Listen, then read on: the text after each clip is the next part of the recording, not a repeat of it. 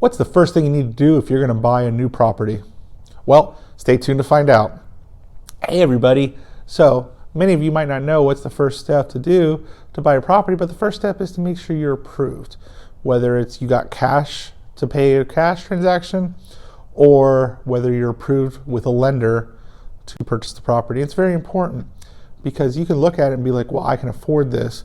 Just because you can afford it doesn't mean that your lender will approve you for it. So it's important to get pre-approved first.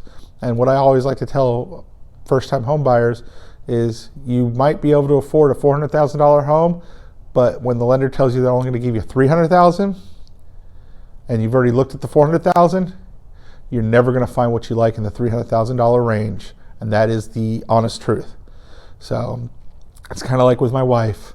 She's got a champagne taste, but we got a beer budget.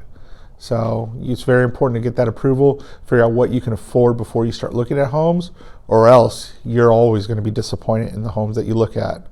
So stay tuned for more tips.